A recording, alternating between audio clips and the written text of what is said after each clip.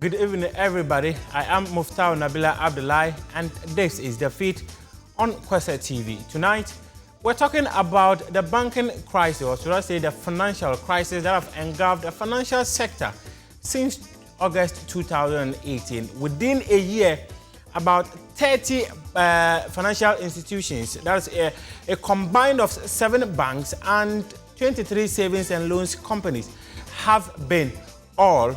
For the first 7 banks, they were all consolidated into the Consolidated Bank, and the financial institutions, 23 of them, which were last week taken over by the Bank of Ghana due to their inability to meet certain requirements within the financial sector. Bank of Ghana said these institutions were at a point where they were so insolvent, and they've decided that they were going to hand these banks to a receiver, and that receiver is Eric Nipa Nana, and this he has said that the Bank of Ghana is they are doing all these things because they feel that these banks are not complying with the requirements in the banking sector. Today in the studio to do the discussion with me is Wisdom Dodoi, who is a banker and a philanthropist, and our usual face, Saka Salia. He's an MPP communication team member. Good evening. A pleasure to have the two of you here. Good evening. Good evening, Mr. Always great having you. Thank you. First, Wisdom, let me come to you and find out what probably is going through the financial sector in our country. For the system that we are, every time there have to be rules that can guide us how the banking system is being worked. Yes. So BOG is the expert. They have the knowledge, and they feel like it's the time to straighten out some things in the system. Okay. So they came out with the rule of making sure that all financial institutions go with some rules that is laid down, and those that cannot move with the rule, they consult them, either to let them go down or to emerge them. Okay. And these are the things that we are seeing right now in the system, and this is the impact we are feeling. What probably could cause that? A lot of them, some of them may be out of management control. Some of them may be issues that are behind the scene that we don't know. So I blame management for their inefficiency that is causing all this thing. Saka, you've heard Wisdom talk about poor management leading us to a point where we have this financial crisis. But let me find out from you, Saka. There are people who say the MPP is killing banks in the country. Why are you people bent on killing banks and letting people lose their jobs in the country? Yeah, thank you very much. Good evening to our cherished viewers. First of all, I don't think that assertion is the truth. You know, in every country, and especially countries that are serious in ensuring sanity within the banking system, there come a time that you have to sanitize the system. Because look, if you want to create a formal economy, we need to have the informal sector, sector, to fuse into the formal sector in order that you can grow your economy. Right now, if you look at Ghana right now, about 15%, only 15%, bank. The rest do not bank, and therefore the economy is not formalized. And therefore, if you want to have the formalization of the economy, you need to boost the confidence for people to now have the confidence within the banking sector and to invest their money or to deposit their money. It's not for nothing that in 2016 we had the Specialized Deposit Act at 930. Yes. The act was to ensure that we sanitize some of these things. The savings and loans or banks that do not follow down good governance rules are brought to book or are made to, do what is necessary. What is necessary. And especially in the banking sector, we have so many rules. We have we have to ensure that even the minimum capital that is required by every bank is met, because we need buoyant banks. We have to ensure that the capital adequacy ratio is adhered to. But what is happening is that you see a bank that have negative, and even sometimes, if there was something even more than negative, you will see it. So these banks that we are talking about do not even exist in the first place. They are not banks. And it will interest you to know that even those savings and loans that were recently had their licenses revoked. Yes. A lot of them had closed down even before their licenses were revoked. A lot of them. Some of them closed their headquarters. They even sacked their top management. Which of them? Because no, per what the Bank of Ghana gave out, they only indicated that they have been engaging these institutions for the past 1 year and requesting that they meet certain demands, and they've not been able to meet them. So which of these? See, I cannot go into, because what I'm seeing now is from the release that Bank of Ghana brought. Okay. So I hope you also read it. Yeah, if you had read it, I have the copy here. If you had read it, you understand what I'm talking about.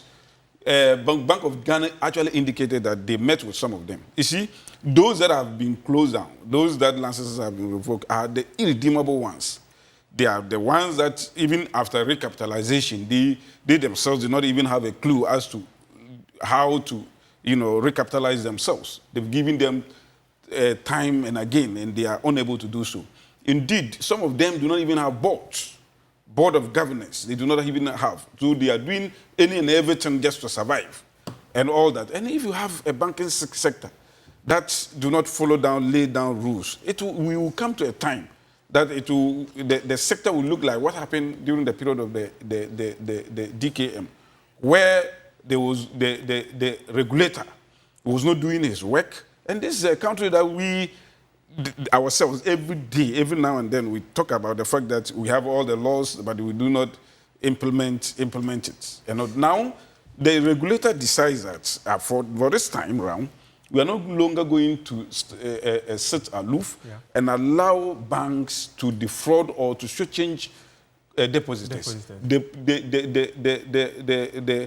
The paramount thing that we want to engage now is to protect depositors. Okay. And therefore, any bank that exhibits non-compliance to rules, and even after giving them chance and opportunity to recapitalize and to lay down rules, and you still do not even have the wherewithal to follow suit, such banks do not, they are not supposed to exist. They are not supposed to exist at all, and therefore have to give way. Okay. Wisdom. What are some of the key things you people often do in your offices, and that has led some of these banks into this mess we find ourselves in, putting customers in fear of not even wanting to go and put their monies in banks any longer? It's about how management bring out their policy and how to communicate it out.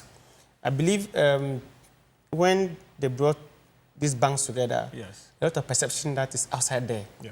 BOG is working hard to make sure that customers and consumers have a lot of good perception. That perception is not well cleared yet before this one came up.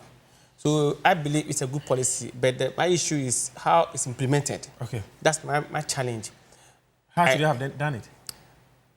When they brought these banks together, it's not quite long. There are a lot of perception in the industry. People don't have interest in the banking system anymore. But it's not up to 2 years, and this one also came. That means that a lot of confusion will be in. I believe they should have some timeline. They should look at the situation in the country. But shouldn't this be the point where we rather grow more confident that we have an institution willing to clear the sector to save me, the customer, instead of allowing the person who is taking my money to rather go and take it and go and invest on something somewhere, to the extent that the person cannot even be liquidated? You see, it's good you do that, but you look at it, it's not just about you implementing your policy. Look at around the policy, what is the economy, what are people going through, what's the rate of unemployment in the system, so that you make sure that you don't create a lot of panic in the system. It's good to implement, that's a good policy, but how is it implemented? What is happening in the economy now? What is the perception around the banking system? Is the perception well cleared? Is customers have confidence in it before we implement this one again? You have to look at all this. Unemployment rate, is it high or low? Then you bring him, as of now, I'm sure over 1,000 people going home. Yes. It's going to add to government again. Yes. You see, though this should be a political issue, but people are not, it's turned to politics now because of government interference. But Wisdom, let me just find out from this from you. Are you saying that the Bank of Ghana should have at least given like a window of 1 year or 2 years or 3 before they take the decision to revoke the licenses of these institutions? And isn't that supposed to mean that as someone who is putting his money into these banks, the person is just putting his money in blindly, and within the next 2 years, Bank of Ghana strikes again? What about if they clear out within a year, then you know that you have a clear system, so when you're putting your money in, you're very confident that you're putting your money in an institution that is worth it? See, it's good they take this decision, but the time is not good enough. The time for the implementation of the system... What time is good? You see, there are a lot of unemployment in the system, and government is working hard to make sure that all these people get some employment doing. Look at the panic in the system. There are a lot of too many panic that this thing just came in. Yeah. So it make, no matter how government works, people are not seeing it. From my colleague here, no matter how government is working hard, people are not seeing it because of these issues. You see, government is doing everything to make sure that they find employment, but the least employment that comes, the one that goes down is a lot. Saka, do you think that, per what he's saying, do you think that government should look at the point where there's so much unemployment and allow the wrong things to be going on? First of all, I think that it's a non-starter to use unemployment as a reason or to blackmail government into not doing its or Bank of Ghana into not doing its duties. You remember the DKM, God is love, and all those, those things. If government had stepped in and do the right thing as at then, I don't think that the thousands and thousands of depositors would have had problems. If you had, I mean, look at the opportunity cost of not doing the right thing. Yeah. If you say that, okay, because I don't want somebody to lose his job, his or her job, let me allow the wrong thing to fester to the point where depositors, who are by far more than the workers, people were talking about, oh, some people are going home, they're going to commit suicide and all that. Have they forgotten that even the depositors, if depositors' monies go, you know, the waste, depositor money that is used to pay you, they too can commit suicide and all that. So government has to have a delicate balance between the two. And in this case, it's not as if all the savings and loans institutions have been closed down. Yeah. Like I said from the very beginning, it is the irredeemable ones, those that even when you recapitalize, they are not in a position to revive. Okay. They are not working using good governance practices. They are doing whatever they do just for the selfish interest of individuals. And indeed, if you look at some of the rules, they are not supposed to give more than a certain number. Yes. We call it the obligo limit. Yes. They give loans to one particular institution, therefore overexposing the institution to non loan repayments, yes, and therefore crippling those institutions. Sometimes they misreport. For instance, I mean, there was one of the banks that instead of posting loss, they lied to Bank of Ghana that, oh, they are buoyant, they are making profit and all that. See? Well, no, we are going for a break, and when we come back, we'll talk more on this. Just wrap up. When you have people like that lying, even with their books, documents, with even the books, their documents, the audited accounts, lying over the audited accounts, and even management, they don't even have management that requires certain standards. I don't want to mention them, but when I read the report, I realized that one of these institutions actually was nearly non-existent because they don't even have money. All these institutions, I'm telling you, if they had, if any of them had a modicum of potential of being revived, Bank of Ghana would have revived such institutions. We go for a break. When we come back, we'll still be talking more. But there's one critical question I will be asking. Everyone is talking about people losing their jobs. What about the people who have led these people to lose their jobs because Bank of Ghana have taken decision? What becomes of them? What happens to those people? Would the laws work to bring these people to book? 7 banks consolidated to Bank of Ghana. We are yet to actually get someone accept responsibility for this. We'll be back from the break and talk more.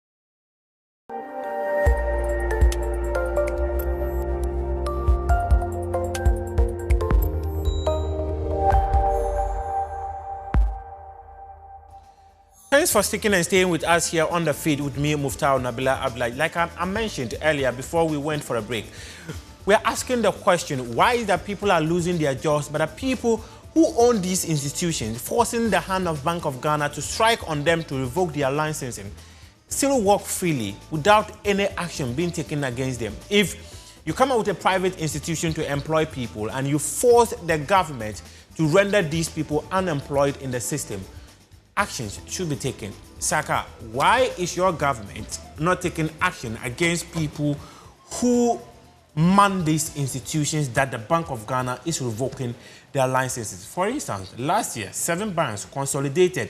We were told the billions of taxpayers' money that was handed out to these people. In the voice of the president, we actually spent about 11 to 12 billion for these 7 banks. But not even a single person is found culpable. Now, 23 financial institutions, savings and loans companies have had their licenses revoked. People are going to lose their livelihood. Yeah, I mean, you are right. I mean, you are right to demand the prosecution of certain individuals. I mean, board members, board of directors, who sat down aloof or who, in cahoots with others, cause all these problems that we are talking about. Indeed, I have always said that these guys are criminals parading as bankers. They consciously go in, to do that, knowing very well that when it comes to bailout, government will come and do it. You remember some of the banks, even after bailout, the recapitalization, the money some given of them to them, actually use that money the for money rebranding. given to them to recapitalize were rather used for rebranding, and for all manner of bizarre spending and all that. And you see, every government worth of salt will take action.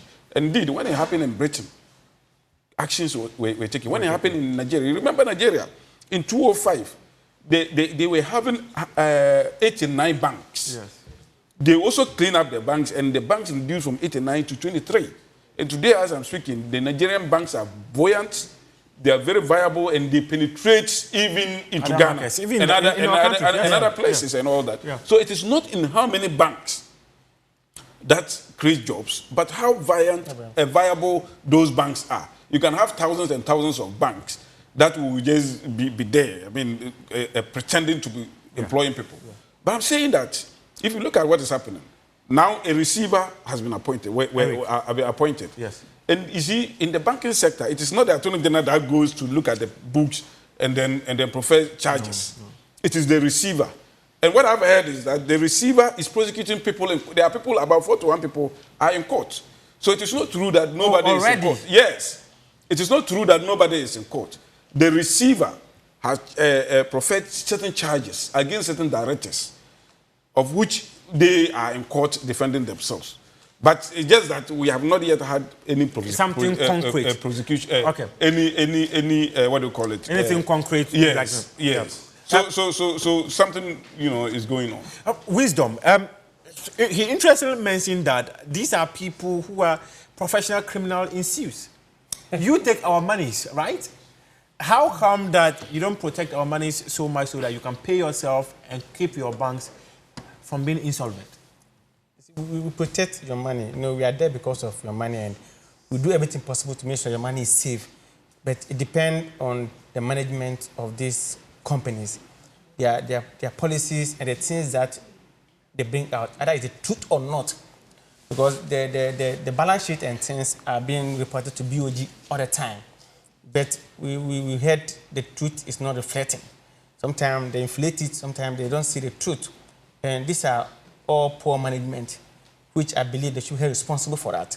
Because I see no reason why you should report figures that are not correct. Should we still have trust in the banking system? Yes, we should have. There are a lot of good banks there, banks that are doing very well, banks that have liquidity to manage people's funds. Yes. Banks that are doing extremely good work. And I believe that the fact that some of these banks are down doesn't mean that the banking system is weak. The banking system is strong now. Those banks that are not down, I believe there are reasons why they are not down. Most of those banks are not indigenous banks. But some of them are. How many can we There are local banks that are. A lot of them. How many? I mean, there are a lot of Ghana local Commercial banks. Bank, The Ghana Commercial Fidelity Bank, Bank, the Consolidated Bank, Carl Bank, Fidelity, Fidelity Bank, Car, okay. Prudential, You see, ADB, NIB. I mean, there are many. Let's not go to some of these banks, because we had interesting reports, especially about. I don't want to mention certain banks to put fear in people. No, mention. I mean, the local banks do not now. The local banks that we have do not have any problem. And indeed, this is even the time that confidence should grow, because the fake ones and those that pretended to be banks have been removed from the system. But people have also accused the ruling government of killing indigenous businesses in the country. No, I don't think so. I mean, if you know the orientation of this government, you will know that this government will be the last government to want to kill any business, because our ideology underpin, you know, the individual. I mean, liberating the energies of the private sector. Okay. You know, that is the reason why when we came to power, first and foremost, what we did was to liberate and to ensure that we take away certain taxes that were strangling over. But you got some of those taxes back. You know, and about 15 of those taxes were removed. Okay. And we have created the enabling environment for all businesses to thrive. Okay. Therefore, for anybody to say that government just want to cripple certain banks, for what purpose? Why would government want to cripple banks? To gain what? When we want, you know, Ghana Beyond Aid.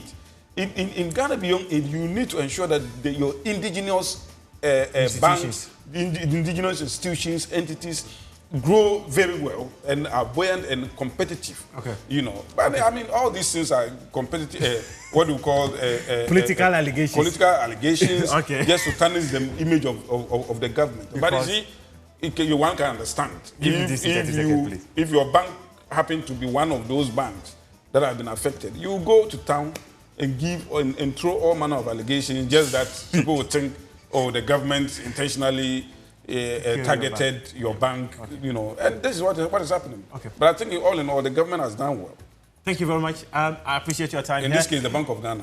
Okay, the Bank of Ghana has done well, and they say the hand of government is in there. Let me take some two comments and we'll wrap up. This one came from Abrantia. He is tweeting at us as Mayor James 5. He says the MPP government should be held responsible. They are doing the most. The most what? Okay. Questa feed. And this one from TJ. TJ tweeting at TJ63. He says weak management is the cause of recently collapsed banks in the country. We just hope the Bank of Ghana will help depositors and investors receive their money peaceful. That is what the receiver is doing. He's actually even promised that this will be done within 4 weeks. The receiver is Eric Nipaso. If you are within any of these savings and loans institutions, he has sent out the roadmap of how you can actually receive your money. This has been the feed with me, Muftau Nabila Abdullahi. Thanks very much, Saka Sadia, for passing through. He's a communication team member within the MPP, and Wisdom Dodoi, he's a banker and a philanthropist. We appreciate your time here this evening. Some shout outs to